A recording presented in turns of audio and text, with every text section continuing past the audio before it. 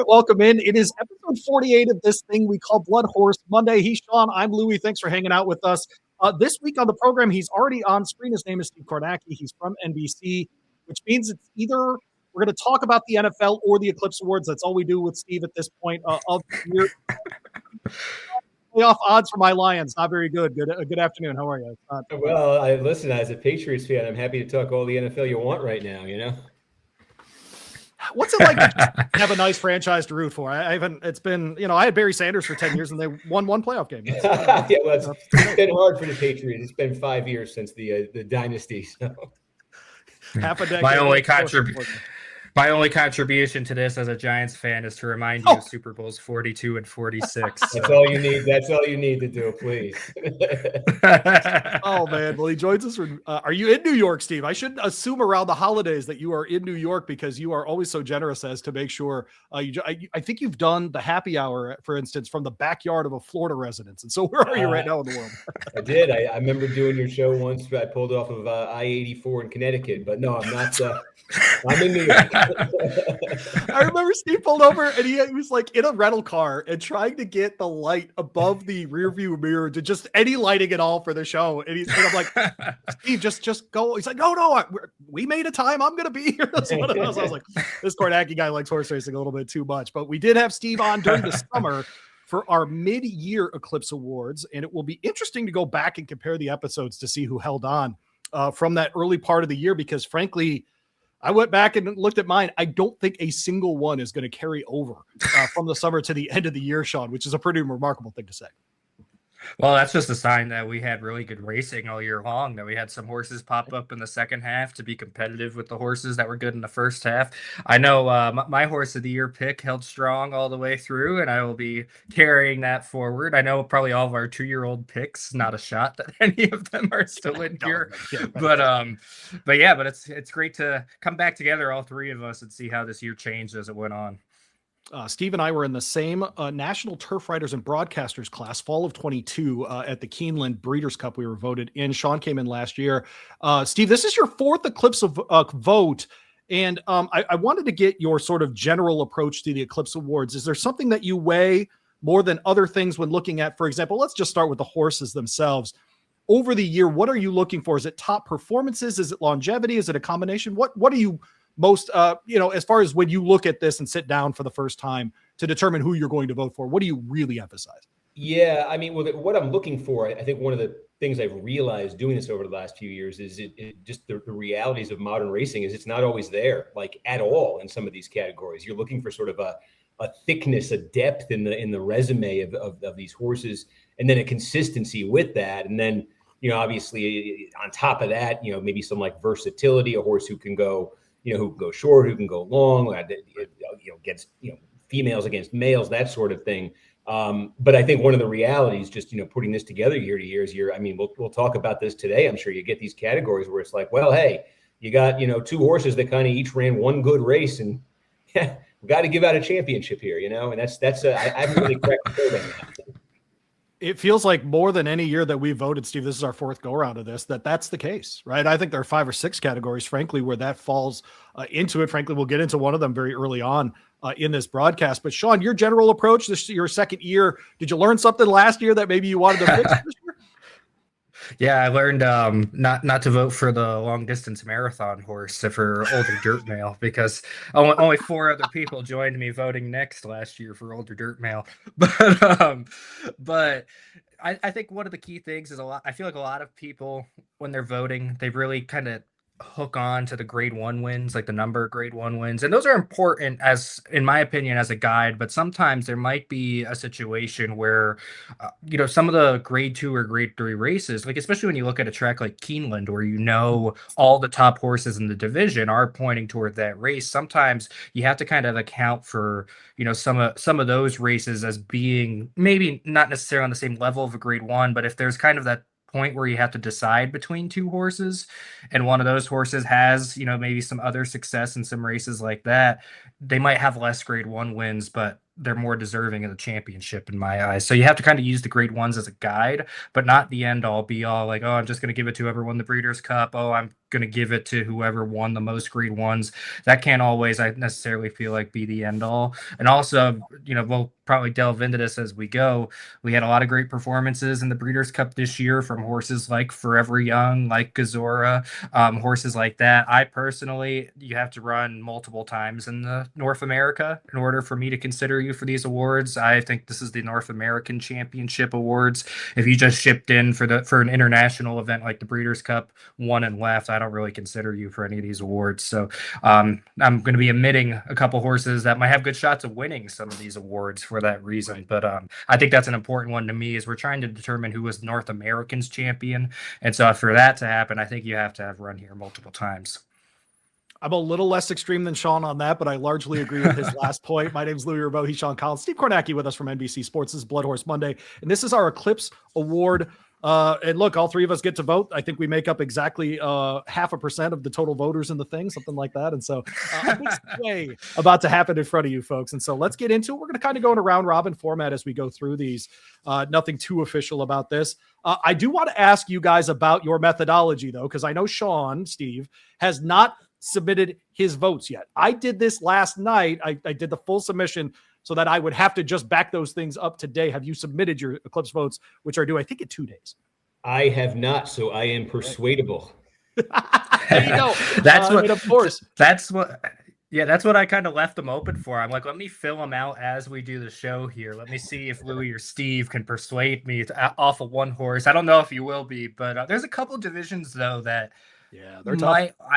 I'm still like, as you mentioned, we're 2 days away from the deadline. There's 1 or 2 divisions where I still don't really know if I'm making the right choice, and so I could potentially be persuaded.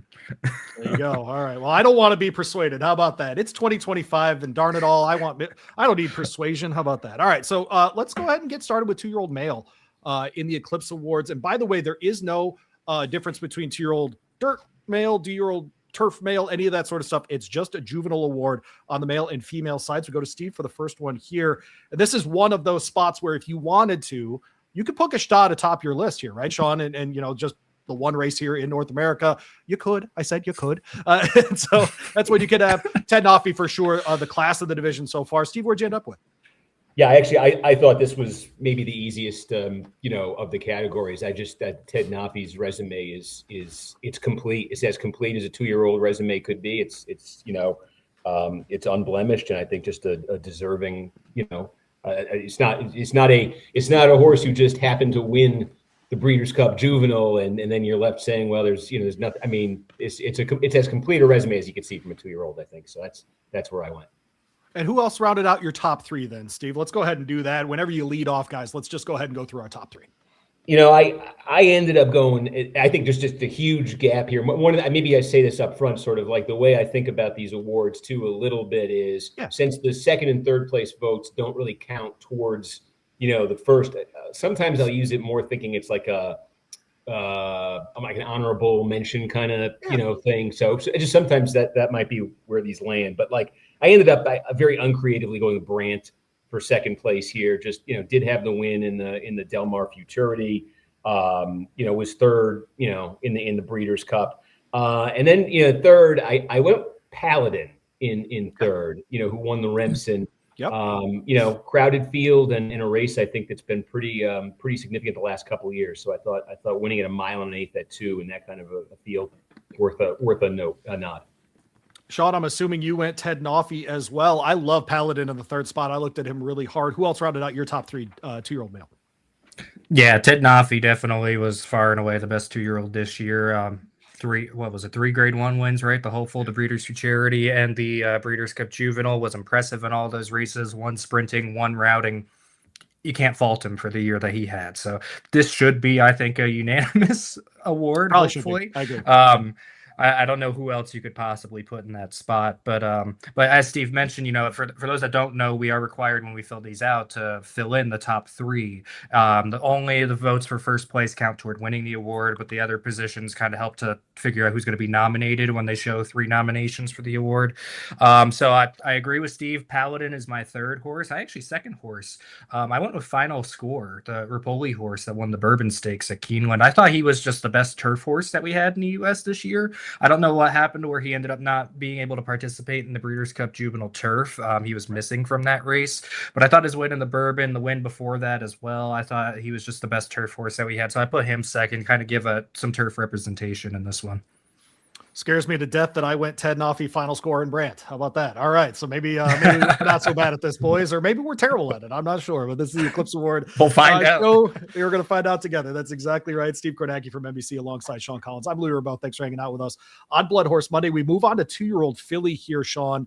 And this was, boy, as up and down a division as I can remember in recent history. And it's one of those divisions that Steve talked about where couple of horses with really, really high-end performances on big stages could absolutely win the award here. Our Breeders' Cup winners are Sci-Fair in the Turf Sprint and Super Corridora in the Juvenile Fillies. Where'd you land, though, overall for the entire year, Sean? Let's see. This was a tough one for me. So on my little notes, most of the divisions I only marked down 3 horses. This one I marked down 5 horses. Wow. Okay. So I had to narrow it down.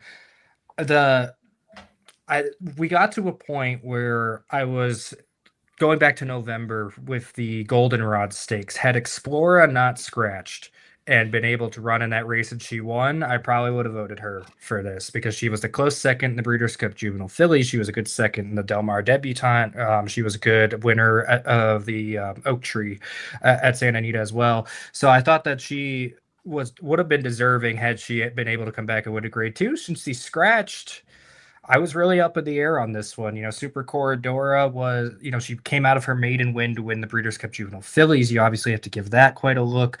Sci-Fair, she beat the boys in the Juvenile Turf Sprint. Her previous races to that, though, listed company in Canada. I don't know how competition-wise how much they really stacked up. It was a close one for me between Super Corridora and Sci-Fair. I ended up going with Super Corridora, I think, as my number 1. So Sci-Fair close second in this one. I also just wanted to give a shout out to Mythical as well. I don't know if you could necessarily vote for her as champion with her last 2 wins coming in Florida bred company, but she really only had 1 bad race all year, and she was running in stakes company the entire year from back in the spring all the way to the end of the year. So I do give a little shout out to her, but I think my top 3 here are going to be Super Corridora, Sci-Fair, and Explorer. That's my exact top 3, Steve. I had many of the questions that Sean did, but the thing that stood out about Sci-Fair that put her ahead of Explorer for me, Sean, and by the way, I want to be really, really transparent about something. I almost kept Explorer at the top. I almost did it just because I thought she had a really good year. Second in the Breeders' Cup is not first in the Breeders' Cup, though. And so I went with Super Corridora on top. I thought the Sci-Fair beating the boys mattered, Sean. And you'll hear this again from me later as we talk about other awards. I think beating the boys and beating older horses matters a lot, frankly. And I'm sure it's something we'll get into as we talk about 3-year-olds and all that. But in this case, for sure, I thought Sci-Fair's win in that Breeders' Cup turf sprint was great. I thought Super Corridora was amongst the more dominant performances at the Breeders' Cup.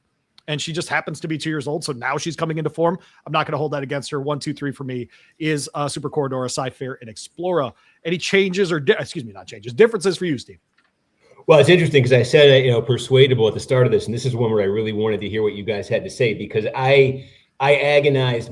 To me, it was between Super Corridora and Sci-Fair, and I really, really wanted to put Sci-Fair on top. And as of right now, I didn't. And I sort of looked at it and said, if Sci-Fair had a perfect record, she had that second in the Bolton Landing, I'm there. She wins, and given all the sort of the situation you guys are all describing here, but that blemish just kind of kept me from doing it. And then I'm doing that thing that I'm not always nuts about doing, where you're putting so much value on the Breeders' Cup race. But again, with 2-year-olds, you have to value those so high because just so few opportunities for them to run and in that kind of company. So ultimately, Super Corridora, who had that sort of eye-popping maiden win before, and then more than backs it up on the biggest stage, a 2-year-old filly's going to get, beating the horse who I think was going to be my top pick at Explorer, won that race, would have been everyone's top pick. So I gave it to Super Corridor on those grounds. But wow, I was looking for a reason for one of you to say it to get me onto Sci-Fair because I was that close.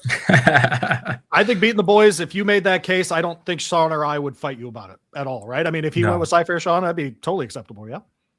Yeah, I just think ultimately it comes down to You know, I hate to not respect, you know, the turf sprint division, but when you're thinking about the champion of an age group, you're not necessarily thinking about who's sprinting on the grass. It's just not the most important divisions that we have in the United States. It's not where we put a lot of focus, is that turf sprint division.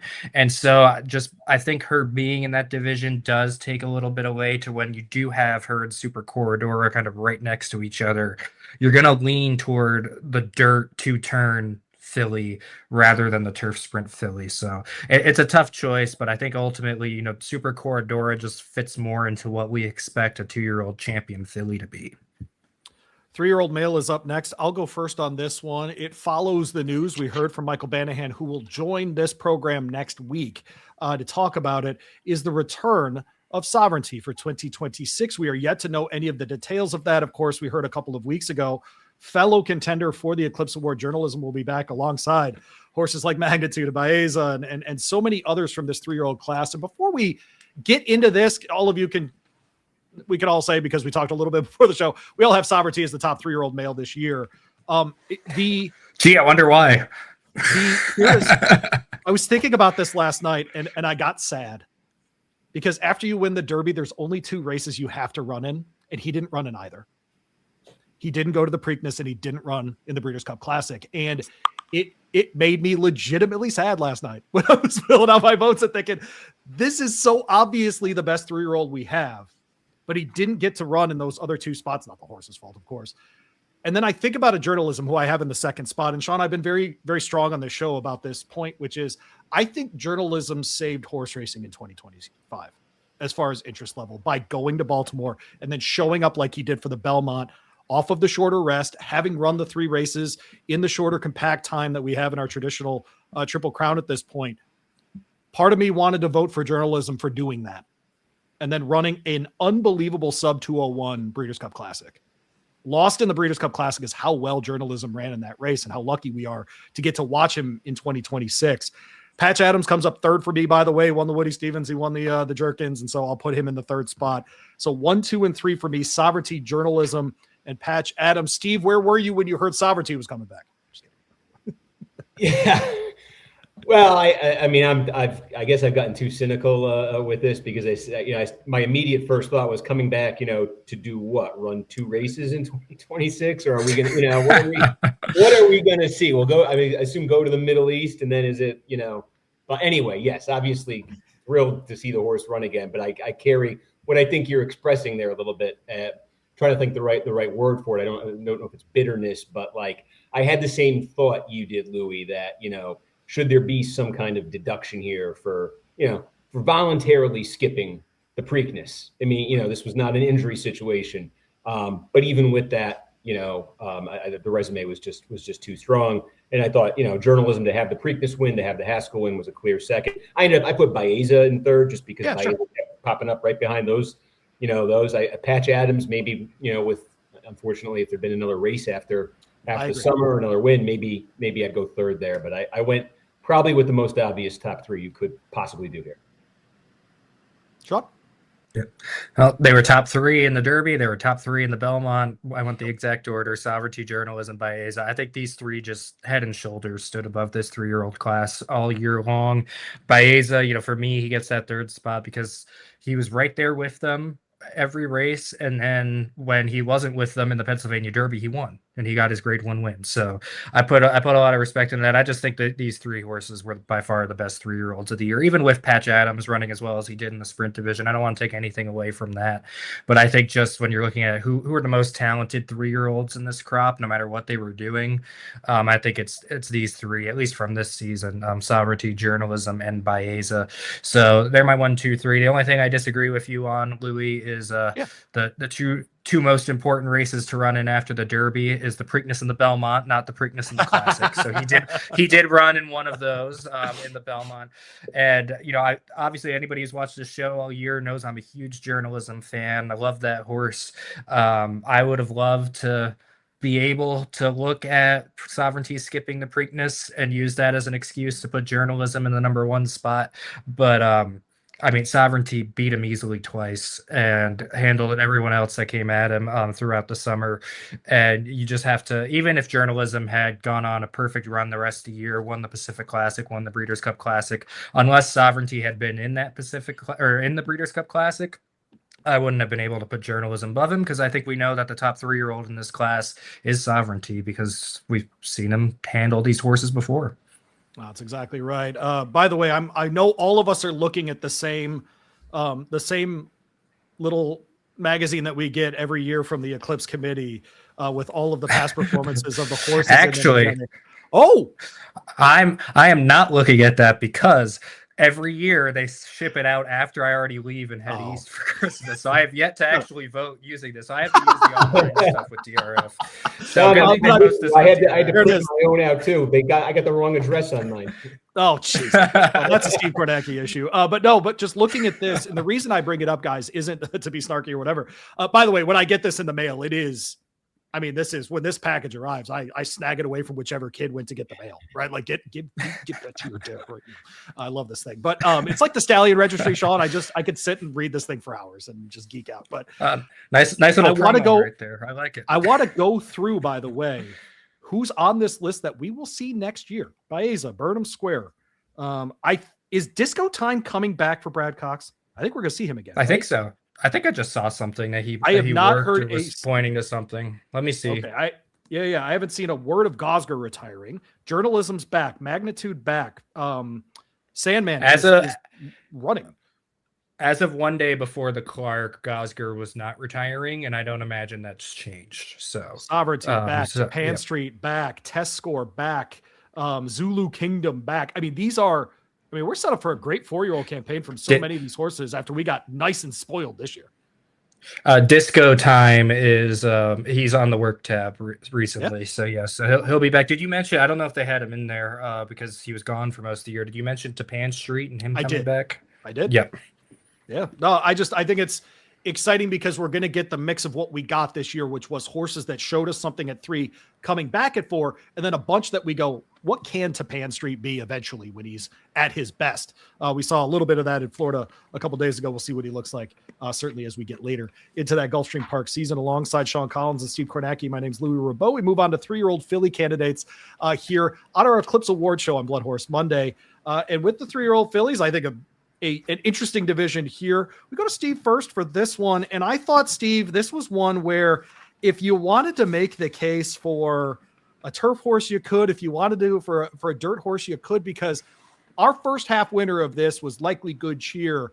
And boy, it just fell apart for her during the summer. And so we had to throw in a bunch of new ones here. What'd you end up with, 3-year-old female?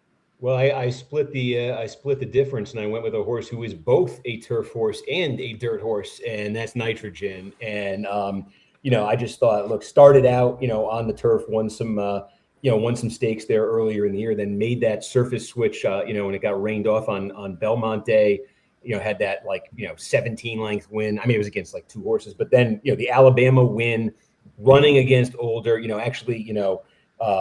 finishing ahead of Torpedo Anna and the Spinster. I mean, I think, I was talking about at the start of ideally looking for a resume that has some depth to it, a horse that ran a 3-year-old horse that ran 12 times, that has 6 wins, that won on both surfaces, that won against older. I just thought that's the definition of the kind of resume that I think I'd look for one of these. So I did go with Nitrogen in the top spot. In the second spot, I went with She's So Spicy on the strength of that, Breeders' Cup, turf sprint, and, going against the boys. I think sort of distinguishes her that way. In the third spot, and I went with, and I still don't know if I'm pronouncing it right. Is it Fion or Fion? But Fion, who did beat Nitrogen on the turf and had a very, we talk about again a deep resume, with a lot of races, a lot of success, and I thought that was worthy of inclusion too. Sean, where'd you land in this class? Well, I just want to point out on Steve's ballot there. Let's just take a moment to appreciate how good our our turf horses were this year. The fact that all three of Steve's picks this year for the 3-year-old filly were all running on grass at some point this year. I feel like that's something we rarely ever see. So that's just really how strong our turf horses were this year. So hopefully that can continue building as we go to the future.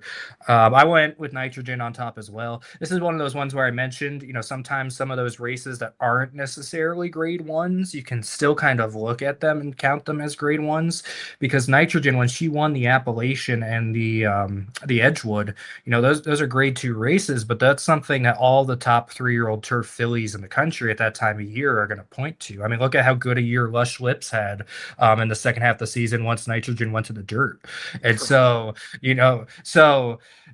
that's where I kind of consider those, even though she didn't win a grade 1 on the turf this year, she lost the Belmont Oaks by a nose. I kind of keep those at the same level as a grade 1 because I know that's where all the top horses in the division are pointing toward. So then when you have those wins in that race, and then you come off the turf, you run on the dirt in the Alabama, you beat Good Cheer, you beat Lucara in that race, all of our top dirt fillies, you beat them there, you come back, you almost win the Spinster against Older, you beat Torpedo Anna, you come back and run second in the Breeders' Cup Distaff in a 14-horse race, by the way. There were 12 other horses behind her. And so, I just think she, from start to finish, she had the best year for sure. I ended up landing on Lucara in the second spot. I did want to just give her some credit. She won 2 grade 1s. She won the Ashland. She came back and won the Acorn on Belmont weekend as well. I know she was kind of hit or miss at certain times of the year, but I did want to give her a little bit of credit. And I put her, it was tough for me to put her above She's So Spicy, but I just feel like some of the earlier races that She's So Spicy was running in at the beginning of the year didn't necessarily match up to the same competition Lucara was running against. So even though she did beat the boys in the turf sprint, I just couldn't put her above Lucara. It really pained me at the beginning of the year, Louie, how big of a Good Cheer fan I was. It really pained me that I had to leave her out as we got to the end of the year here, but that's where I ended up. That's why we do 2 votes a year for sure. I went a different direction. I did put She's So Spicy on top, and here's why. I think beating the boys and older males in a Breeders' Cup race matters. I also think she won at Gulfstream, Keeneland, Churchill, Kentucky Downs, and Del Mar this year. I appreciate that kind of versatility. Steve mentioned it earlier too. She ran 7 times this year. She won 5 of them. Her blemish is on dirt at Oaklawn and in Ascot. Okay, fine.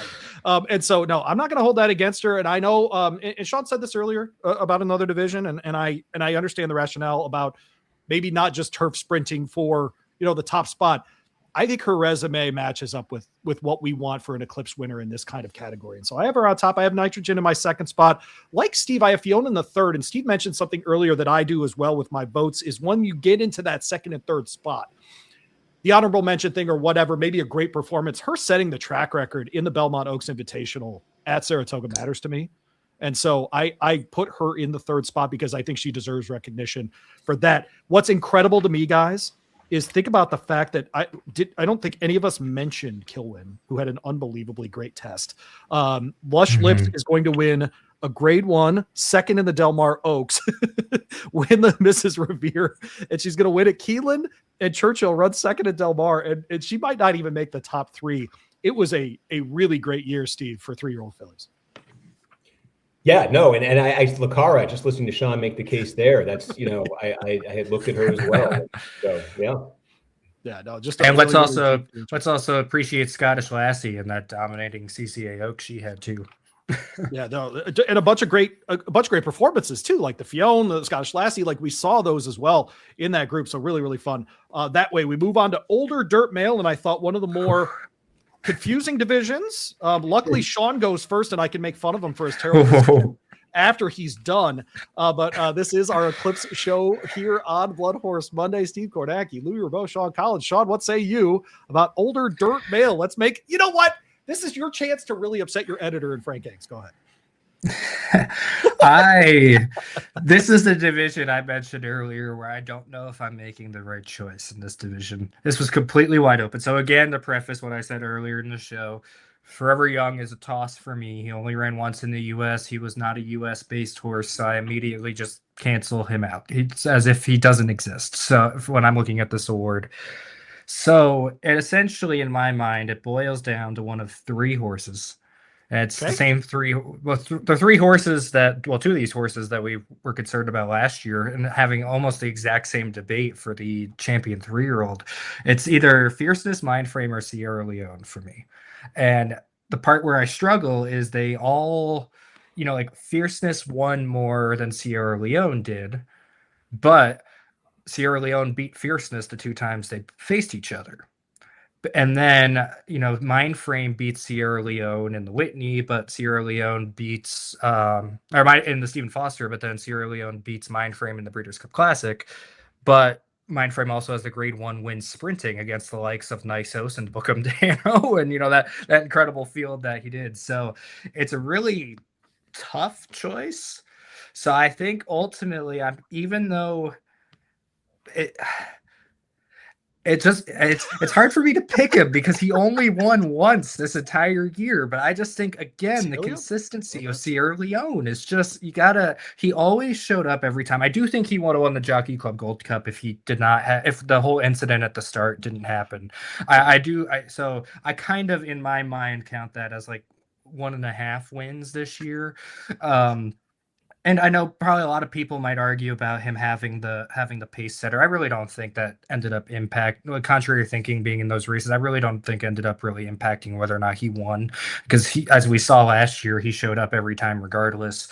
But I think I just got to go with him. He was the most consistent.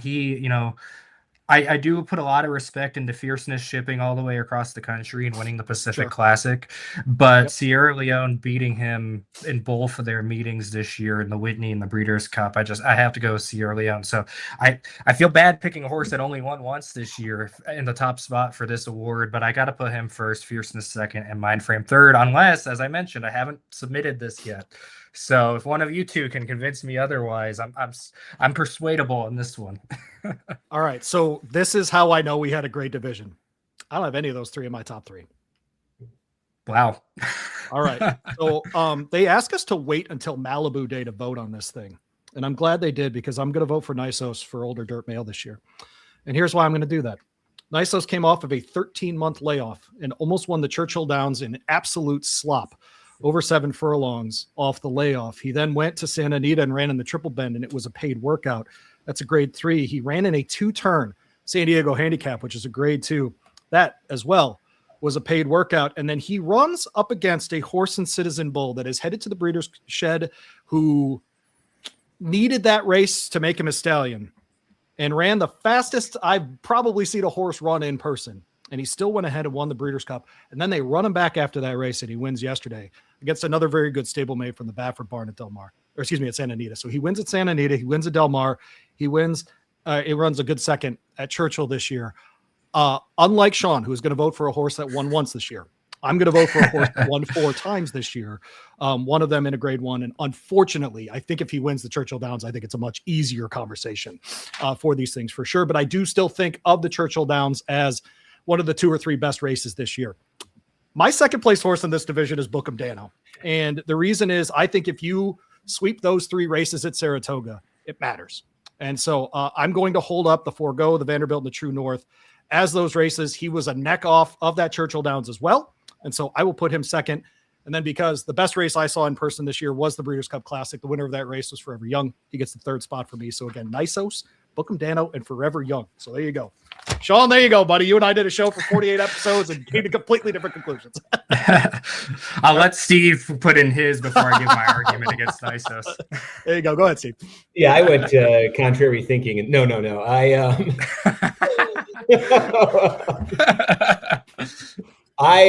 The way I ended up looking at this, I agonized kind of along the same lines Sean did, and the way I kind of settled it was my top 3 are Mindframe, Sierra Leone, and Bookham Dano. But so Mindframe has the sprint win over Bookham Dano in the Churchill Downs, and has the route win over Sierra Leone in the Foster. So I would like to have seen more in the second half of the year. From Mindframe, certainly in the Breeders' Cup. I mean, you could kind of toss the one before, but that to me, given all the realities of this category this year, is enough to put Mindframe number 1. I'll make Sierra Leone number 2. I think on the strength of just that consistency Sean talked about, and then Bookham Dano is number 3 for me. Go ahead, Sean. Yeah. Well, I do like him picking Mind Frame in the top spot. My big thing with Mind Frame was I would have had he finished closer in the classic, I know. I would have probably picked him, but he was just too far behind both Sierra Leone and Fierceness for me to really consider him. Even with everything he did the first half of the year, but that was a tough choice. My only argument with you, Louie, as far as Nisos goes, is Yeah. I don't feel like, the outside of the dirt mile and obviously that strong second that he had at Churchill Downs, I don't necessarily feel like he was facing the best horses. I would have felt better if he ran in the Pacific Classic instead of scratching and was able to, we could see what he would have done against Fierceness and Journalism. Sure. But I just think, even though Sierra Leone and Fierceness were getting beat in certain races, I felt like they were getting beat by better horses than what Nisos was beating. I mean, you think Fierceness losing to Raging Torrent in the Met Mile, some of these big names, I just felt like they were in deeper waters throughout most of the year, which is why even though Nisos has been very impressive this year and he's been picking up the wins, and I think he's probably, I would say at this moment in time, I would think Sovereignty and Nisos are the two already fighting for next year's Older Horse Award. So we'll see how that goes. I couldn't include him on that because I just felt like that Sierra Leone, Fierceness, Mind Frame, they were in the deepest of waters for the entire year. We move on to Older Dirt Female. I get to go first on this one. And when you talk about who they faced and when they faced them and all the things, Sean, I think it definitely comes into this conversation. But at the end of the day, it was impossible for me to look past a win in the Personal Ensign, a win in the Fleur de Lis, a win in the Apple Blossom, and a win in the Azeri for Torpedo Anna. I know we didn't get to see her in the Breeders' Cup Distaff this year, which was won by Scylla. It was her first win of the year. I have Scylla third, by the way, because I do think winning the Distaff matters. And she was, if that, her and She's So Spicy, I think were the wow performances of the Breeders' Cup. You might throw in Ethical Diamond just because of the price and the fact that he beat Rebels Romance by a couple lengths or whatever. But I think no, you're only throwing him in because you picked him ahead of time. You're the only one who did. That's why you're throwing him in there. Be honest. We'll talk about him later in the Eclipse vote for Church Mail. Anyways, but I have Scylla in the third spot. I get it. Torpedo Anna didn't get to finish her season, and frankly, I don't think the Spinster is how a horse of her quality, Sean, or a horse of her quality, Steve, should ever go out, right? But in sports, so often it's not, you don't go out like Coach K and Nick Saban, you go out like everyone else, and unfortunately she did as well. But I went with her first, and then in second I went to Cavalieri, and Sean better not have Cavalieri after what he just said about Nisos in his top three. And so this is a horse undefeated this season, won the La Canada, won the Beholder Mile, and won the Zenyatta, another one that I would have loved to have seen in the Breeders' Cup Distaff, but I think she's incredibly talented. None of her wins were ever in question. I think she's that great. I put Scylla third for that win in the Distaff. And I'm leaving out a bunch of horses that I really like here, including I think a Splendora is a really interesting candidate for top three. And so if someone puts her in their top three, I would not argue with them whatsoever. But Sean's up next. Excuse me. Sean, your reaction? Did you have Torpedo up top? Yeah, I did. And I had Torpedo in on top, as you mentioned, those races. The Fleur de Lis is one that, it's a grade 2, but in my mind, that's still a grade 1 race. That's a major race that people target. And, with winning the Apple Blossom, with winning the Personal Ensign, especially the way she won the Personal Ensign, you have to give her that credit. And the thing that confirmed it for me was I was like, all right, is there an option to put ahead of Torpedo Anna when I was looking at these? And I realized when I was looking for the option to put ahead of Torpedo Anna, I had zero options on who I wanted to put in second. I had absolutely no idea who I thought was worthy of being in second place here. So that confirmed to me that I should put Torpedo Anna in the top spot. I ended up for second place. I did end up settling on you say it because I can never say this one. Cavalieri, the horse that deserves to be in second, like Nisos deserves to be first. Keep going. No, but I told you before the show, actually, when I was looking at it, I came up with my reason as to why I was not going to include her, and I realized I didn't have any reasons for anybody else, so I had to put her in. I'll give her the nod that she was undefeated this year and 3-3. She was dominant in those, so she'll get my second spot. And the third spot, I'm debating whether or not I put Scylla, because, as you mentioned, the distaff matters. But we all kind of saw that the track that day seemed to be pretty speed favoring. She got the lead and just kept going that day. She did not win anything ahead of that. I didn't know whether or not I should necessarily really count that. I know Seismic Beauty's effort in the distaff really wasn't that good, but she had a good couple of races before that. So I'm torn between Seismic Beauty or Scylla for the third spot. That's kind of where I ended up. All right, Steve, who's your top three here? Yeah, no, I mean, I went with Torpedo Anna too. Didn't think it was, it was very close. And I was at that. I know you were too. I was at that spinster, and it was kind of amazing how the entire world in that division just changed in like 5 minutes. You're like in the middle of the race. You're like, wait a minute. Yeah. She's kind of, she's losing ground on the turn here, and then she's retired like 5 minutes later. And it was just like, we were there for NBC. We were talking up, well, this is her prep for the Breeders' Cup and this tape, all this stuff. So that was just, it's still, my head's still kind of spinning from how that all changed. But still, yeah, the resume towers, I think, like Sean's saying, huge gap to second, so big that I opted for Scylla second, just on the grounds that Scylla ends up winning the distaff and ends up finishing ahead of Torpedo Anna in that spinster.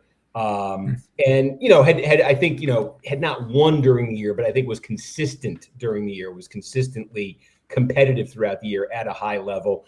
And third, I ended up with Copian. Had the sprint win, the big, I think, impressive sprint win in the Derby City Distaff start of the year. We could talk a little bit about this, maybe more in that category, the female sprint category. But I just thought Copian to me was sort of the what if horse. I think some different decisions about where to run her or where not to run her. It might have resulted in a very different campaign. Going up against the boys, for instance, in the Breeders' Cup. But I thought just on the strength of that Derby City Distaff and some of the other just sort of consistency she generally showed, she deserved third there. Male sprint candidates up next. Steve Kornacki will go first. He's from NBC Sports. Sean Collins, Louie both alongside as well from BloodHorse Monday, our hopefully annual visit with Steve about the Eclipse Awards. He was already nice enough to join us during the summer for our mid-season awards. Male sprint tour. Steve, who'd you end up on? I went with the Jersey bred. Maybe this will be some discussion on this one. I don't know how. I know seems like there's a lot of debate here on what do you value more here, that standout performance for Ben Tornado in the Breeders' Cup Sprint versus a significantly more expansive resume with Bookham Dano. And again, I said at the start, that's what I'm looking for primarily. And I think I see that with Bookham Dano. Again, they voluntarily skipped the Breeders' Cup. It was not an injury situation. So it does enter my mind. I think the sort of the management of these horses can enter into this. But even with skipping that, to have those 3 wins this summer at Saratoga, the first horse ever to, pull that off. I just think there was, and we talked about that race on Derby Day, the Churchill Downs, which to me, that was the best race I watched this year. And to be right there, with Mindframe, with Nisos in that one, and Banishing, not that Banishing flatters the profile much, but he did at the time. Yeah, he did at the time. Yeah, right. Please, Banishing was my big dark horse sprint pick this year in the Breeders' Cup. Still waiting for him to finish, but so Bookham Dano to me was clearly number one. Ben Tornado, it was, look, no knock on that. I mean, it was a great performance in the Breeders' Cup. That's enough for number 2 for me. And number 3, I didn't really know where to go here. Although you mentioned waiting until the Santa Anita card, and I did, and goal oriented. Is going to be, third for me, but an extremely, extremely distant third. All right. So Bookham Dano, Ben Tornado, his top 2 there. Double Bs, if you will. Sean, where'd you land? I landed. See, this was a tough one for me because I don't necessarily think the horse that I'm putting first is better than the horse that I'm putting second. But what we never got to see him face off. So don't know if that'll be true or not. I had to put Bookham Dano first. I love Ben Tornado. I think he is a superb talent. I think Jose D'Angelo has done a fantastic job with him, but he didn't start until September, and he ran 2 races this year. And the race that he ran in September was a listed stakes, black type stakes.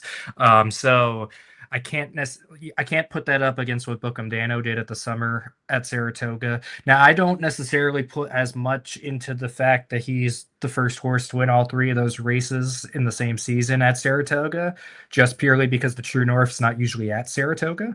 That's usually a race that's at Belmont, but because of everything getting shifted around, it's up at Saratoga this year. So I don't put too much into that fact, but the fact that he did go through all three of those races, Saratoga is going to have some of the toughest competition you're going to face all year long. And so for him to go through all three of those races up there on the big weekends that he did, that to me, even though he didn't run in the Breeders' Cup Sprint, he faced the quality of a Breeders' Cup Sprint, I think, multiple times. And so I got to put him on top for winning all three of those races.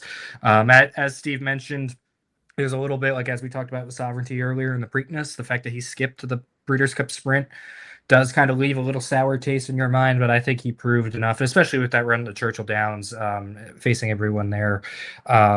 I just think he proved enough that he should get this award based off of year-long accomplishments. But I do think Ben Tornado is probably the better talent as we move into next year. We'll see whether or not that's true.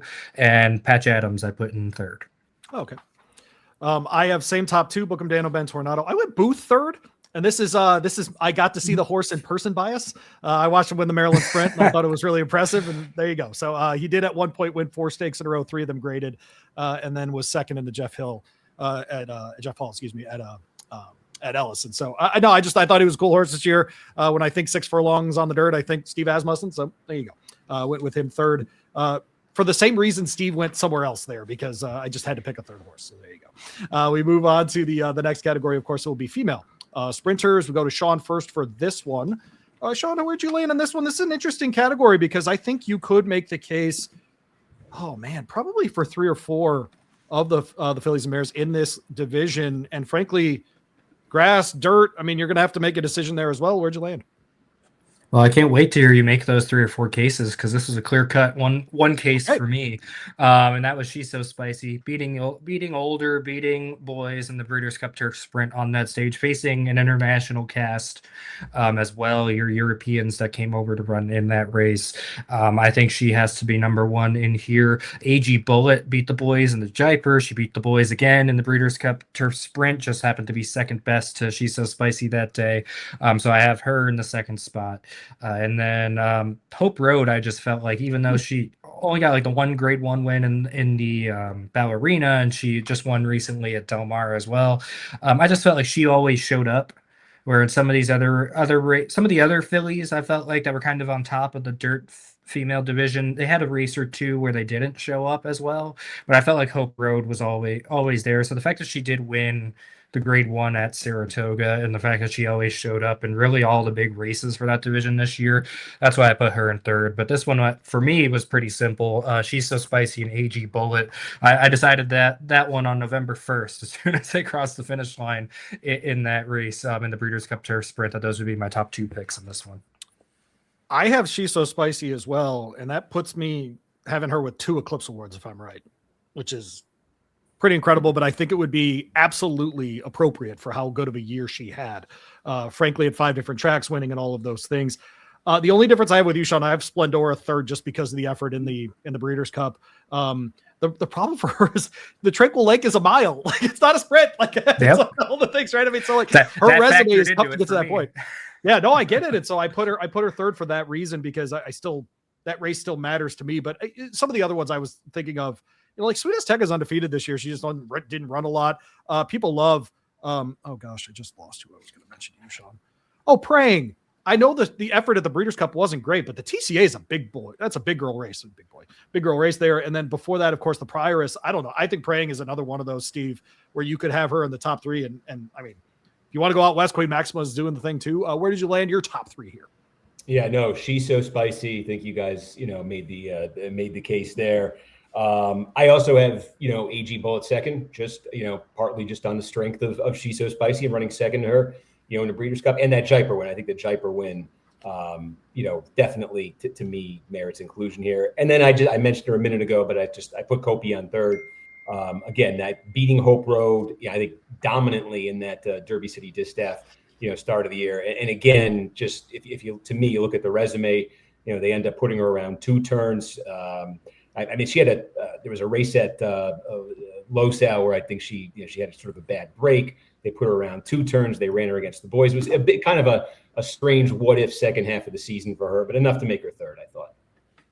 There you go. Move on to male turf candidates. And of course, this is where all of us should be voting Ethical Diamond on top, except that I won't be doing that. And Sean certainly won't be doing that. Shocking. Only one race, of course. Shocking in that you're North America. Unfortunately, Ethical Diamond did not make my top 3. And I will tell you why. I have Notable Speech winning the Eclipse Award for top turf horse in North America, and here is why. I think the 2 races that horse won are in the top 5 of most important turf races in North America for me. I think of the Woodbine Mile as their best race of the year every year, and I think of the Breeders' Cup Turf Mile on that side as being one of those races where it isn't just Europeans that have a chance. At a mile, I feel like Americans have a chance as well. It's almost like an extended 2-turn sprint most of the time. And so I think of both of those races as very, very high level races. It's also Charlie Appleby. It's also Bill Buick. It's also Godolphin. I think all the connections matter as well. Give me Notable Speech on top of this division. And then I went a little off the board here with my second one. But speaking of milers, I think Deterministic deserves a spot in the top 3 here. Out of the Clement barn, this is one that won the Fort Marcy, won the Manhattan, and then won the 4-Star Dave. And the 4-Star Dave falls into one of those top 5 races for me as well in American turf racing. And this is a horse that just frankly got better as the year went along as well. And I think is a real compliment to how well the Clement barn was set up, despite all of the obvious distractions going on with Christoph's health. And Deterministic, I think, isn't just a good story. I think he's a great horse. And so that's that 4-year-old son of Liam's Map will land second for me. And then I went to the old man. I went to Rebels Romance. I think the Turf Classic was really, really a tremendous show of what he's capable of. And then he comes back, and I thought he was really good in the turf and just ran into Louie's pick for the Breeders' Cup Turf. And so, no one's beaten that. And so, yeah, so I'll go 1, 2, 3 here. Notable Speech, Deterministic, and Rebels Romance. And I forget who goes after me. I think it's Steve. But Steve, go ahead. Where did you land? Am I a crazy person? It's funny. This is like me and Sean with those Patriot Giants Super Bowls. Me and you, Louie, our memory of this Breeders' Cup Turf race couldn't be more polar opposite because, like, my entire weekend was built around Rebels Romance winning that race. To see Ethical Diamond come flying through, it's just like, I told you about him. I told you. Believe me, as soon as I saw it, I was like, that's who Louie was touting, but that serves me right. That serves me right. No, listen, you basically just read the exact same list I have, for the exact same reasons. This is part of that issue, I think, of, the limited starts in North America. How much should that be a consideration? I have a pretty concrete policy where it's only 1, I'm not going to do it. If it's 2, it's got to be special. And I think you're right. It's special with Notable Speech. And I think it's special enough with Rebels Romance in that 3rd spot, to have the win in New York and to have the near miss in the Breeders' Cup Turf, against just the beasts that are in that race. And so I thought it's enough to go on that list. But yeah, Deterministic, 2 Grade 1 wins. That's 1 more here than Rebels Romance had in North America. So I thought that's good for second in my book. Wow. I can't believe Steve and I landed on the same 3 horses here. Sean, be different. Go. I'm not going to be too different. Oh! So really, Notable Speech does qualify for me because of his second start. Yep. So just like Steve now, and I like what Steve said there. If it's going to be 2 races, it's got to be special. And as you mentioned, Louie, the Woodbine Mile and the Breeders' Cup Mile are really 2 of the top races on this continent for your turf horses. And so, I think I had more of a debate between him and Deterministic than it sounded like you had. I really did consider Deterministic because he was North American based. Had he won maybe 1 more race, I would have given it to him. But when you look at his 2 Grade 1s, I look at Notable Speech's 2 Grade 1s as being better races than Deterministic's. And I don't think that the Grade 2 win that Deterministic had before that gets him elevated above, the fact that the Woodbine Mile and the Breeders' Cup Mile are the 2 of the top races on the turf in this continent. So I had to go with Notable Speech, barely on top over Deterministic. If they want to roll Deterministic out real quick and run him an allowance race tomorrow to get him another win, go for it, and I might put him on top. But my 3rd spot, My third spot, I was debating between Formidable Man and Fort Washington here. Okay. Fort Washington had a couple nice wins early in the year. He got the Arlington Million win, and Formidable Man, he won the Frank Kilroe Mile early in the year. That's a grade 1. He had 2 very good grade 2 wins out there. Del Mar was second behind Notable Speech in the Breeders' Cup Mile as well. So I gave him a strong look for that third spot, and I'm going to give him that third spot. So Formidable Man is my third here. I was hoping Rhetorical would finish a little bit better, because I really liked our interview with Will, and I thought that was a really, really cool horse. I was really hoping he would jump up for better than 4th in that race. But a really cool division actually this year. I mean, I think about some of the performances we got in this division, like Spirit of St. Louis in the American Turf was just, or the Turf Class, excuse me, was just so dynamite. And just some of these, salamis out west in that Hollywood Derby. I mean, just so many good horses in this group. And Zulu Kingdom as a 3-year-old, just really, really tremendous. So fun stuff there. We move on to female turf side of things. Steve Kornacki from NBC Sports, alongside us, Sean Collins, Louie Rabaut, with you on BloodHorse Monday. We go to Steve for the female turf. And this is an interesting one because, look, we've already mentioned that She's So Spicy quite a bit on this show, Steve, and I'm wondering if she's going to get another first place vote out of this group. Yeah, she's not going to get a first place vote here from me, but she's definitely in the mix for me. I just really in this one couldn't get past She Feels Pretty.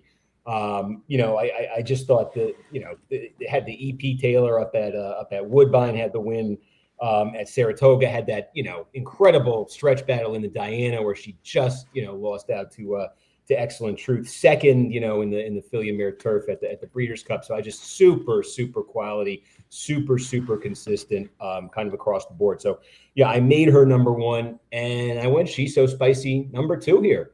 And again, I think for kind of all the reasons we've been talking about during this show. And then my third choice ends up being the horse I just mentioned, Excellent Truth, who did have the win in the Diana, over She Feels Pretty. I think had a very tough break earlier in the year in a grade 1 at Keeneland that she, I think could easily have won, and kind of a year that was cut short. But I thought a third place, especially being able to beat the winner in the category, made sense for her. 3 races, $471,000 in earnings for Excellent Truth. Not a bad way to make a living. Sean, She Feels Pretty on top for you? Yes, she is. I just felt like she had, she started the year with the grade 3 win, and then she was in grade 1 competition the entire rest of the year. She won 2 of them. Her 2 defeats were by small margins, including a very strong second in the Filly and Mare Turf at the Breeders' Cup. And so I just felt like she was the best turf horse this year. She's So Spicy is my number 2 pick in here. I debated between AG Bullet and Fione as the third horse in here. I ended up giving the slight edge to AG Bullet just off of beating the boys in the Jaipur. Can't believe it. We're going to go ahead and sweep She Feels Pretty. Will be my top spot here as well. She's So Spicy came in second. Made the case for Lush Lips in third here, winning the QE2, which I think of as the top. Oh man, where do I put? I love this time of year because it makes me reevaluate. It's almost like you're the graded stakes committee in your own head of which races matter to you the most. And in this case, alongside races like the Kentucky Oaks and that kind of thing, I think of the QE2 as one of those races that everybody points for. Sean, you were talking about that, grade 1 or not. This one happens to be a grade 1, but this is one that everybody wants to win, right? And so the fact that she went and got that done is so important to me in that case. Wins the Mrs. Revere after that, with wins at with wins at Tampa, Keeneland, and Churchill Downs this year. I thought she was worthy of a third place inclusion in that division. We move on after the female turf to owner. And of course, if you are new to the Eclipse Awards or new to that, we'd love for you, by the way, if you have not started and you're watching on YouTube or Spotify, go ahead, get in those comments. Tell us where we're right. Tell us where we're wrong. Call Sean a bum, all the good things that you can do online. We go to owner here, Sean. We go to you first. And this has become a touch of a boring category here, but I would love to hear what your top 3, if you are like Steve and me, where, they're like little quirky things can get you into second or third spot in here, because I always find myself voting for a very specific owner when we get to the top 3, and I will give the rationale later. But Sean, you go first. Did you go with Godolphin? I did go with Godolphin, yes. I mean, just looking at the stats, I don't have my little handy booklet there in front of me, so I gotta pull this up here. Looking at the stats, by owners ranked by earnings, they're first with 22 million, and second place, Clairvich Staples has 6.7 million. I mean, you can't ignore that. On top of that, they were fourth in the nation by wins, and graded wins. They had 22. The next closest was Spendthrift at 10. So they just dominated across the board. Success in the Triple Crown, having Sovereignty and Good Cheer winning the Oaks and the Derby on the same weekend, a success in the Breeders' Cup, notable speech. So I had to go with Godolphin here, the one spot. The two spot, as you mentioned, sometimes quirky little things can get you in here. And as we mentioned, kind of these second and third spots are sometimes your honorable mentions. So I'm going to give that to the journalism team for running him in as many races as they did here. Obviously, they had a lot of success on top of just running him in the races. But I just think that the fact that they were willing to run him, especially because, I'd love to discount skipping the Preakness and, against Godolphin, but their year was just too dominant. So having them on top, I think it's important to put the journalism team in second. So that would be Eclipse Thoroughbred Partners, Bridlewood Farm, Don Alberto Stable, Robert LaPenta, Lane Stables 5, and then the Coolmore team as well. So I'm going to have fun typing all those names into the ballot here in a couple minutes. But yeah, so that's where I ended up on the second one. Third, I went Spendthrift. They had a pretty good year as well. I think back to that dominating weekend, start to the not just weekend, the start to the Keeneland meet that they had, where they were winning everything at Keeneland that they had running there. 10 graded wins on the year, 6 grade ones. They have the likely champion 2-year-old and Ted Nafi, and so I'll give them the number 3 spot here. I've Spendthrift second for all the reasons that you just said. I think that weekend at Keeneland, and that's the big weekend in the fall of Keeneland.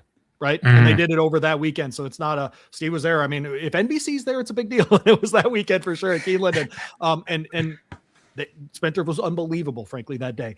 I always give Bruco Chicken Dance a spot because he runs the most horses in North America. And when you read all of these things, by the way, and I'm not making this up, go to bloodhorse.com right now. Forecast for 2026. What are we going to get together in horse racing? Everything's about field size. You know what you need in field size? You need owners to run their horses, and Bruno does that every year. Over 1,100 starts this year alone as an ownership group. For example, Godolphin will not hit 500 this year. And so I just want people to know that this guy is involved. He is running horses, and I think that is worthy of being on my ballot. He has now been on the ballot all 4 years. So congratulations to Bruno. Steve, where'd you go 1, 2, 3 here? So I talked earlier about wanting there to be some kind of a deduction for not running in the Preakness. I mean, we are talking about the Eclipse Awards, which are about American racing, about North American racing. And I think there's really, from a fan standpoint, there is nothing more central to American horse racing than the Triple Crown. And the stats on Godolphin tower. They tower this year. They tower every year. If we're just giving it out on stats, I have to give it to Godolphin, but I don't think this award should go just on the stats. And I think an ownership group that made a willful, voluntary decision to take a horse who won the Kentucky Derby and who was sound, and they said was totally capable of coming back and running in the Preakness. I think given the importance of that race, given the state of racing, horse racing in this country right now, I think when an ownership group makes the decision still not to run and seems to indicate that their priorities might be more overseas than American, I don't think they should get the Eclipse Award for Owner of the Year. So for that reason, I have to look up and read the exact name because I know it's Eclipse. And Sean said it, Eclipse, Bridlewood, Don Alberto, LaPlenta. The journalism team did it the way you're supposed to do it this year. So I think this is the category where that should be noted and rewarded. So I put them first. I'm putting Godolphin second. And I came to this conversation to get a clever idea for third. Maybe I'll use yours, Louie. There you go. A little Bruno or maybe a little Spendthrift. Who knows? Yeah, you got to go with one of those for there. I appreciate your candor, Steve, because I agree with you. I'm starting now. You're making me second guess now. you know Let's how start a late movement here. Let's go. Look. I mean, the thing about sovereignty is what I said. I think the 2 races. I disagree with Sean on the Belmont. I think the 2 races are the Preakness and the Breeders' Cup Classic. I just do. I agree with Steve on this. So that part's really difficult for me to hear. So. Are you an American racing fan?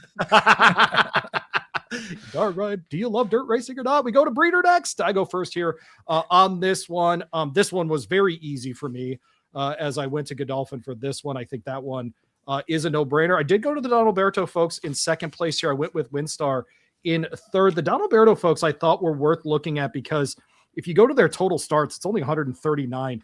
Man, they won 4 grade ones this year. And I think that's absolutely worth mentioning. Obviously, Steve mentioned if you're going on the stats, you go with Godolphin. That's what I'm doing here. But I do think Don Alberto, frankly, based on their own specific stats, really, really impressive. Landed on Windstar in the third spot. I don't think I need to spend too much time on this particular case here. Sean, where did you land? I actually had the exact same top 3. Okay, good. Let's go to Steve for a longer. So we just move on to Steve. Go to Steve. Let's do it. Well, I used up all my energy going against Godolphin in the last one. So suffice to say, this is where I give into reality, and I gave it to Godolphin. I had Windstar second, and again, I was kind of curious what you guys had because I'm not sure where I go with third yet.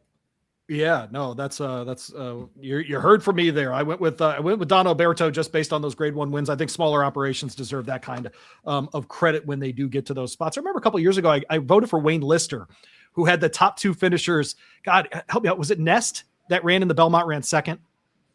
Yeah, and Mo Donegal. Yes, he bred both of those horses, and he has like 20 broodmares on his farm.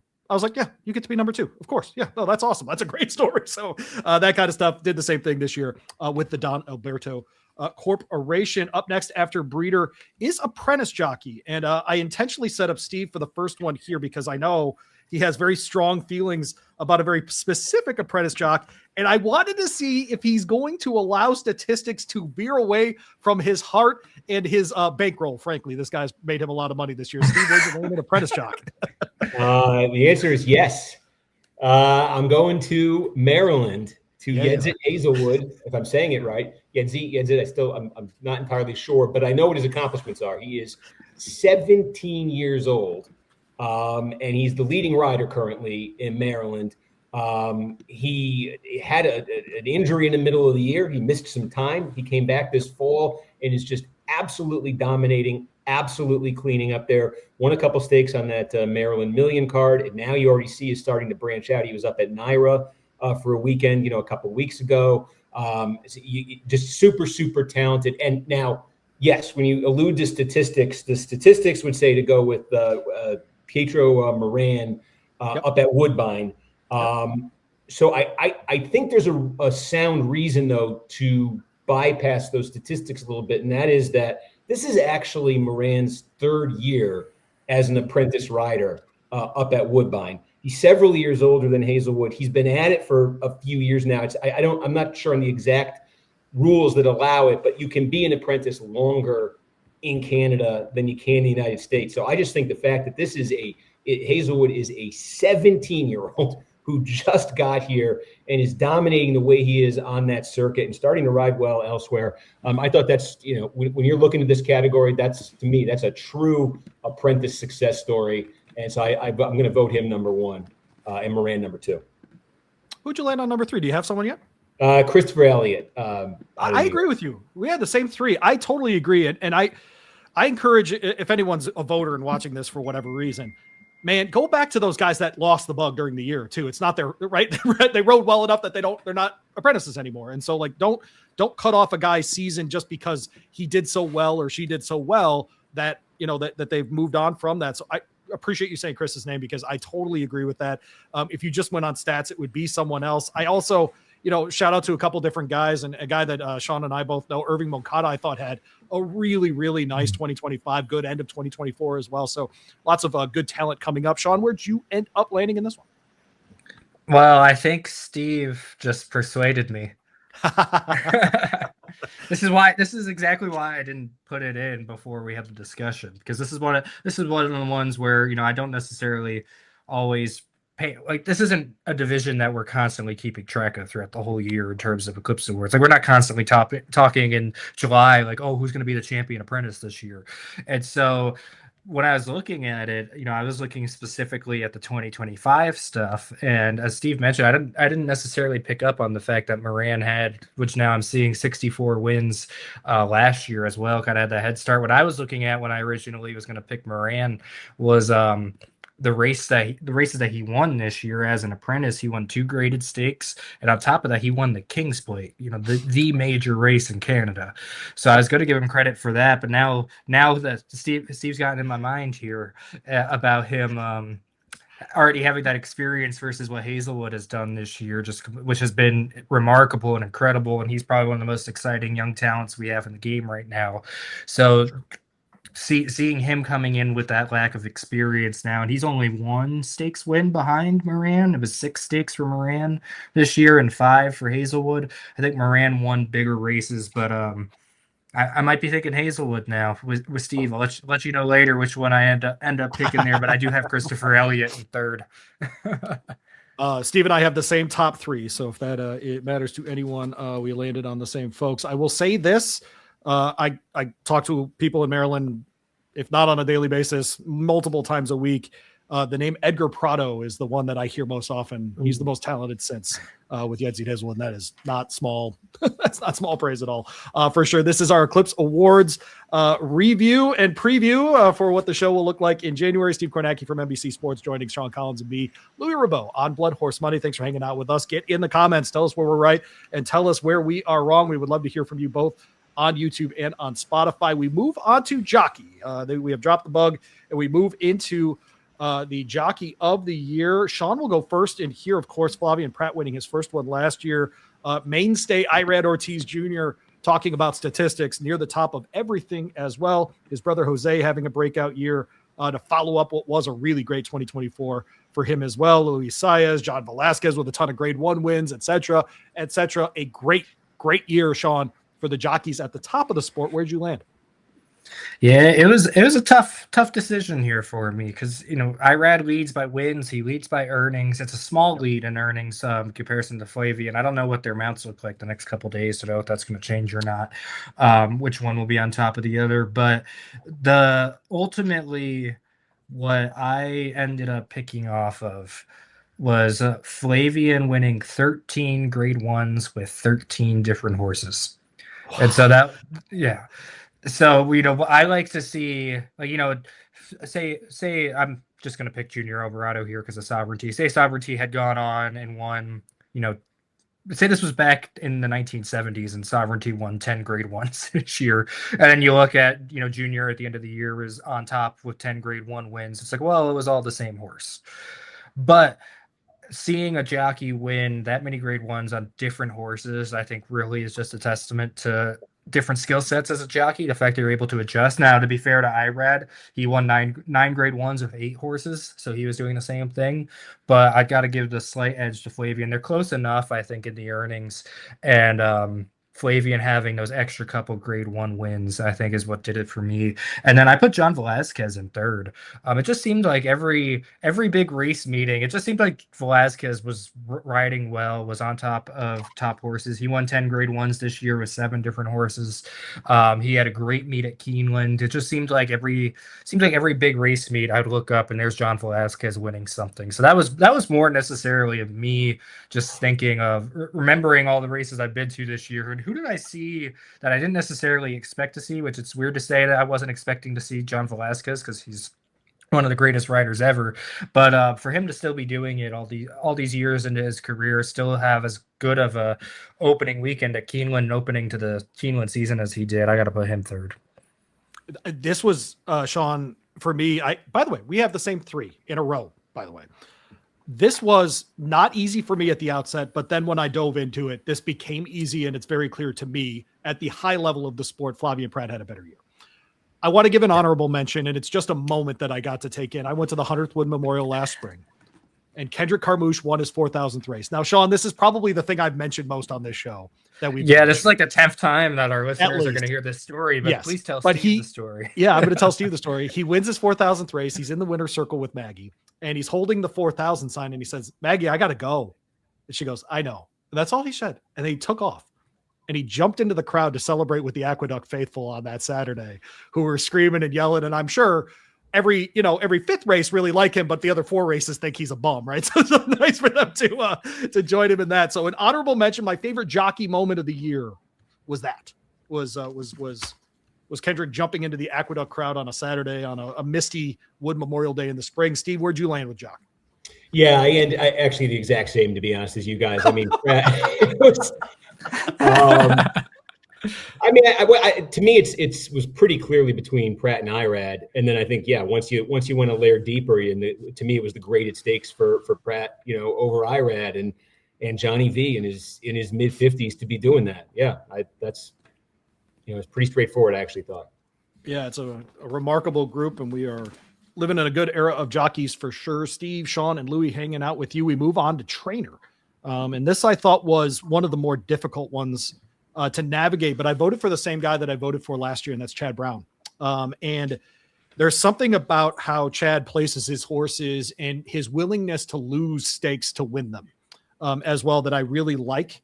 I don't hold, hey, he's got this number of entries in a stakes against a trainer. I don't think it's a fair thing to do. I think it's their job to train horses to the highest level and chase the biggest purses. And I think Chad does that as well as anyone, frankly, in the sport. My difficulty was coming up with a second and a third place here. And it was, for me, by the way, I'll be really clear about this. I think you could make a case for Bill Mott if you wanted to give him credit for sovereignty. I think you could make a case for Todd Pletcher, who had another really great year. But I ended up between Brad Cox, who's going to lead in earnings, and then Bob Baffert, who I think had an under the radar really great year this year, and not just in California. I think we saw his horses shipped to other parts of the country and have good results as well.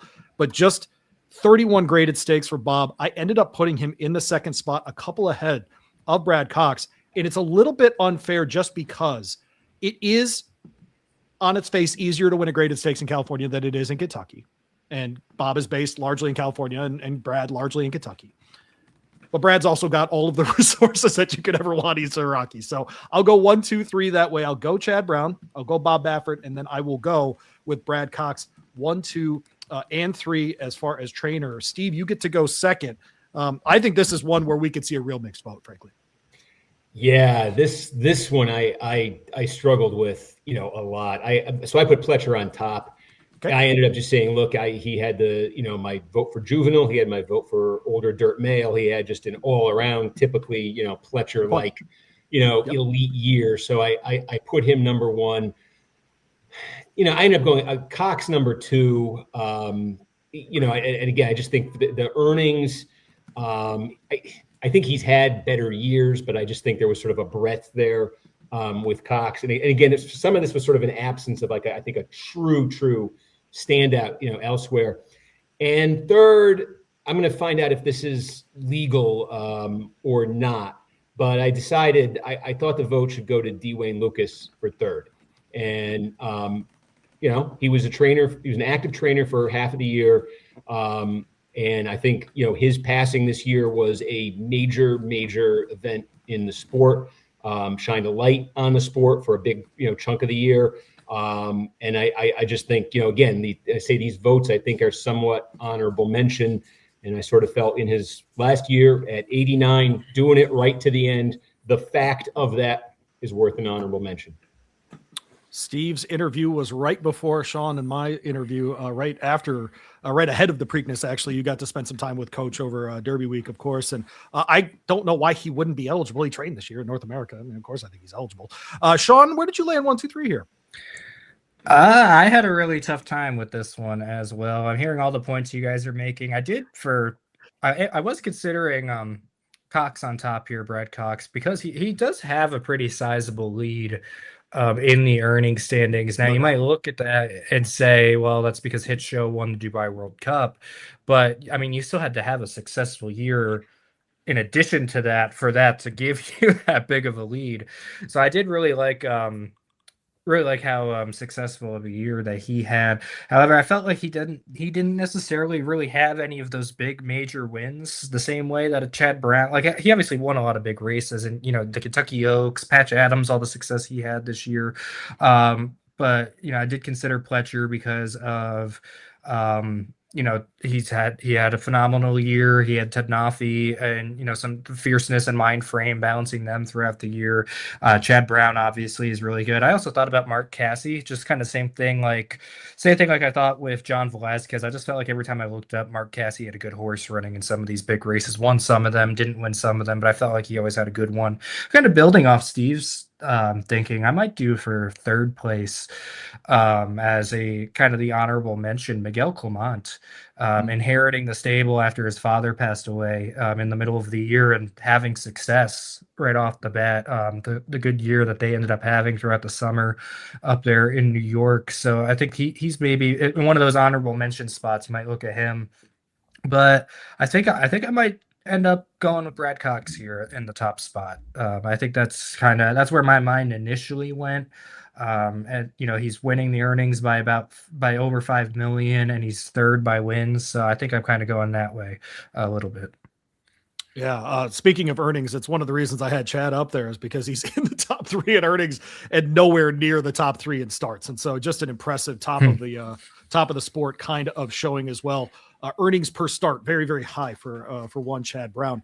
We move on to horse of the year. We'll get to Steeplechase to close the show. I know everybody's on bated breath. Again, if you haven't commented yet on this episode, get in the comments right now. Tell us who your personal horse of the year is as we get into these candidates. And of course, unfortunately for Steve, he has to go first because he's the guest, and that's how these things work out for guests. But Steve, this is an interesting year because the winner of the Breeders' Cup Classic, he raced one time in North America, but his stated goal for the entire year was to win that race, and he did it. And he did it in a blazing time against 2 other horses that are absolutely spectacular. He beat the second best 3-year-old, frankly, the best 3-year-old in that field as well. So he did everything he was supposed to do in that race. But we have great performances from other horses, whether it's on the male side, the female side.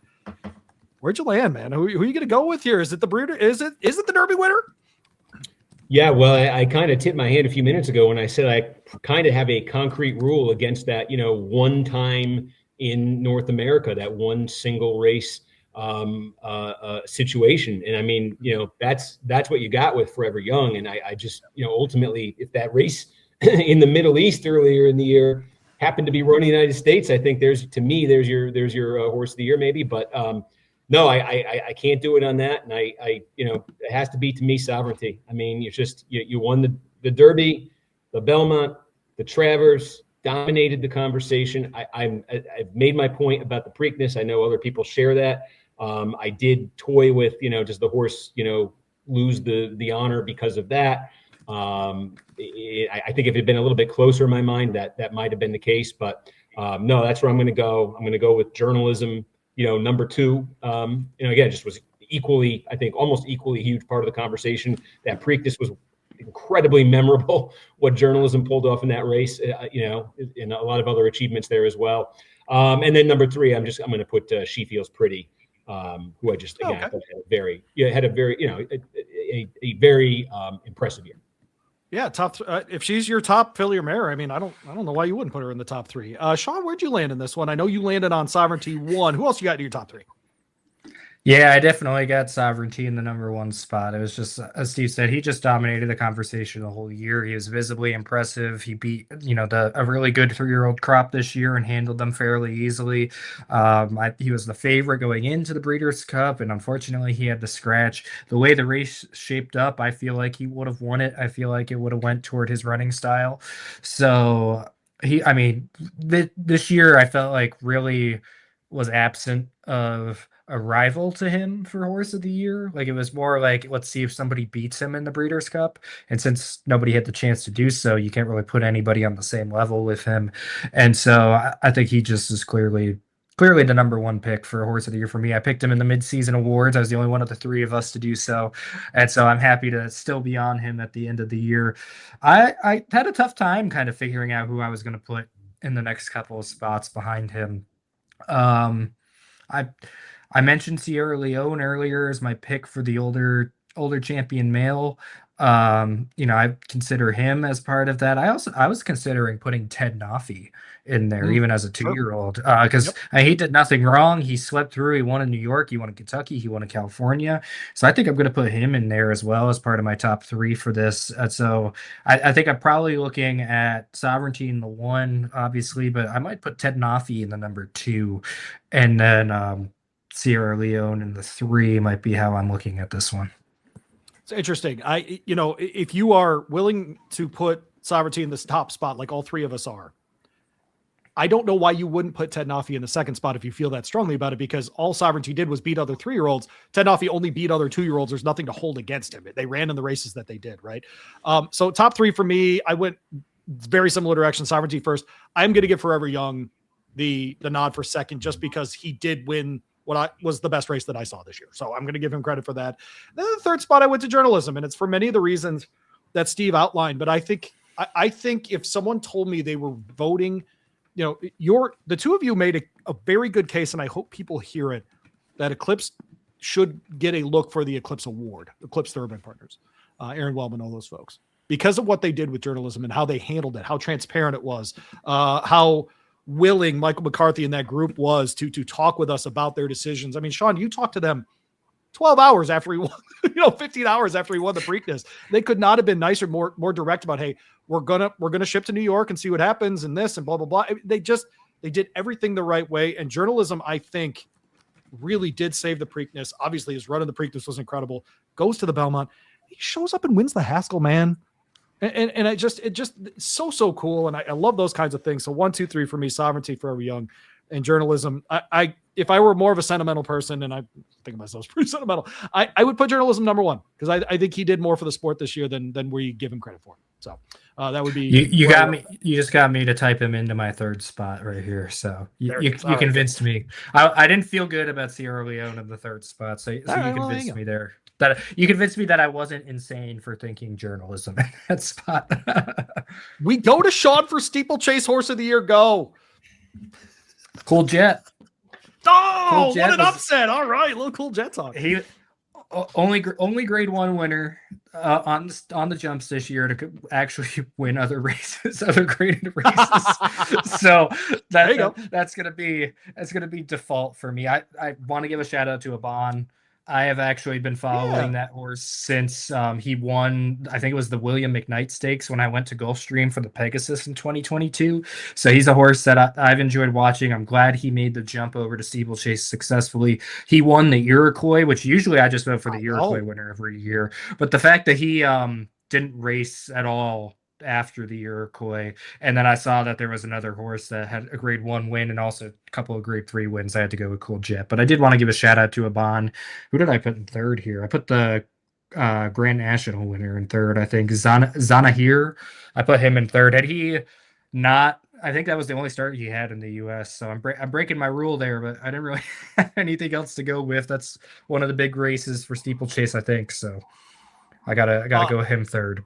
I went with the 6-year-old gelded son of Broken Vow, who didn't win a race until this year. That's Swore. Go with Swore this year. Why not? Won at Aqueduct. Get the top spot for me in the Steeplechase rankings. I then went to Aban. I totally agree with everything you said. I went to Proven Innocent 3rd. Why not? And that horse ran up there in 2 grade 1s, both at Saratoga. Won in the first one and came 2nd in the Smith. And so there you go. There's my 1, 2, 3. Steve, where'd you land in the Steeplechase? Cool Jet number 1, Proven Innocent number 2, Aban number 3. Okay, so we were two terribly different. Well, they go. Well, we got like 2.5 minutes till we hit 90 minutes on this episode, which is insane, of course, but worth it for sure. I want to bring in our editor on this thing. His name is Frank Angst. Frank has been listening to us throughout, and I want to make sure we get his thoughts at least on a couple of things. But Horse of the Year, Frank, by the time you do submit your ballot, who do you think it'll be? Well, I mean, if I was picking who I think is going to win, who the voters will go with, I think it's going to be Sovereignty. But I am voting enthusiastically for Forever Young. I've thought all year that the best division was the older horse division. I feel like a vote for Sovereignty, and I never want to sound like I'm knocking the horse because you have to choose one or the other, and that comes up in football and every other sport. It's like, to justify your vote, you run down the other person or horse. But I'm not going to do that with Sovereignty. He had a heck of a year. But my thought all year is that the older horse division was really good. And in Sovereignty, you have a horse that never faced any of those horses. And in Forever Young, you have a horse that came over and won the Breeders' Cup Classic, the race that's kind of designed to determine Horse of the Year for our country. Beyond that, he won the other two he won and finished third in the other two biggest international dirt races in the world. And all along, the goal was the Breeders' Cup. I know we don't really consider last year, but he's raced in the country before. I never put a rule in like I won't vote for a horse or person for whatever reason. Now, like I do agree, it has to be extraordinary circumstances if you've only win one race in the country. But the fact that I just really thought the older horses were really good this year, and it got backed up. I mean, journalism was up the track against Fierceness in the Pacific Classic. Baeza was not really competitive in the Breeders' Cup Classic. The older horses were better. I think the Horse of the Year has kind of evolved into whoever dominates their division the most. I've never looked at it that way. I think it's a shame it's gone that way. I think Forever Young was the best horse race in the country this year. There's my vote. There you go. Any crazy stuff? We should probably ask you your trainer, since we kind of went a lot of different places. How did you weigh out trainers this year? I'm still looking at trainer. I haven't turned my votes in this year. Horse of the Year, though, I had a strong opinion on throughout, just because the older horses were so good. An interesting trend. It's a shame that we can't honor Fierceness in Sierra Leone. Right. They may have been the two best horses to regularly race in the country this year, and I don't know that. One of them might get older horse. I'll vote for Forever Young there. So it's kind of a shame that only one of them will win at the most. But that's the way it falls. The 3-year-old division, I thought that was exciting this year, and it was really cool to put Sovereignty, Fierceness, Baeza, like right in the order that they were all year in the races that matter. Louie, I think you're off your rocker a little bit on that division. Putting anybody but those three in there. But as you guys explained, it's really only the first place vote that's used to consider who the winner is. It's funny, a lot of the argument each year occurs over divisions where I kind of say, well, I don't know that there was a champion, unfortunately. The more interesting debates are the ones where there were a bunch of good horses. And we did have a bunch of good horses this year, but they were kind of all in their own divisions. You mentioned other sports, Frank, but it's like that, right? We debate the 12th and the 13th team in the college football playoff. We don't debate who's number one, right? That's essentially what you're getting at, is that a lot of these divisions. Steve will get a chance to put the kibosh on this, but it comes up every year. Oh, we need to expand the NCAA tournament because the 65th team got left out. We need to expand college football from 12 to 16 because number 13's upset. As if number 17 won't be upset. They'll just be good with it. Yeah, we were 17, but now that we've gone to 16, that's where it should stay forever. That's always an interesting dynamic that comes up in debate. But it's good for sports talk shows, so I won't take that from you, Louie. Yeah, don't take that from me. That's exactly right. I need to talk about something 10 hours a week. That's exactly right. Well, thank you, Frank, for jumping on. I appreciate you. Forever Young, president of the fan club right there. Get that man a plushie. Get it done. Get that man a plushie. So thank you, Frank. Appreciate you, man. And Steve, appreciate you jumping on as well. Hope you've had a good Christmas, good New Year's. Are you hanging out with Ryan Seacrest? Like, what level are we at here for your New York? No, last year, this is the only group of people that would appreciate this at all. So last year, I've told this to 5 people in my normal life, and they all look at me like I'm insane. I was so excited that last year on New Year's Eve, I hit the final pick 5 at any track in North America for the year 2024. I hit the Turf Paradise pick 5 at 8:30 on New Year's Eve, and I was telling everybody, and nobody cared. So maybe I'll try to do that again. Well, Sean's in Saratoga, so just have New Year's Eve with Sean. You guys can bet together. There you go. Yeah. I'll be in Pennsylvania for New Year's Eve. I'll be hanging out at Parks, probably taking one last race day. So Oh, you're a sicko, Sean, and that's why we love you. But he's Steve Kornacki. He's borderline sicko as well. We appreciate him joining on from NBC Sports. Steve, happy New Year, buddy. We really appreciate you, and don't be a stranger on the program. Happy New Year, guys. Thanks a lot. There you go, Steve Kornacki, NBC Sports. Appreciate him jumping on. And of course, if you are watching this, if you are hanging out with us this long, you definitely need to go and check out the magazine at bloodhorse.com. Click on the magazine tab at the top of the homepage, or hit that QR code at the bottom of your YouTube or Spotify screen. Sean's holding up this month's edition, and if you want photos, it's not this month's edition. I just happened to pick up the one for Sovereignty because I knew we were going to be talking about him. Sorry, there you go. All right. Yep. But here's a firm example. Man, oh man, which race is that? Is that the I'm at my mom's place. No, that's the Travers. I'm at my mom's place, so she has a subscription, so I have the magazine right here. There you go. Magazine's right there, and almost certainly near it is that stallion registry as well, but QR code on the screen right now, YouTube and on Spotify. Make sure you get in that way. And of course, you can check us out. Get the daily at bloodhorse.com. Check out the daily tab. Email to your inbox every day. Costs you nothing. Would love to have you as part of our Blood Horse family that way. But he's Sean, he's Frank, he's Steve. My name is Louie. Thanks for joining us all year long on BloodHorse Monday. We will be back next year. Plenty of new things planned as well. We will share those with you as we move throughout the year. But thank you so much for your continued support through the year. We will see you in 2026. Happy New Year from all of us at BloodHorse Monday. Is Sean still my co-host? Find out next month. The Blood Horse is dedicated to the improvement of thoroughbred breeding and racing for over 100 years. Don't forget to like, subscribe, and save BloodHorse Monday on all your platforms. For the latest news, analysis, and insights, visit us at bloodhorse.com. Thanks for listening, and we'll see you next week.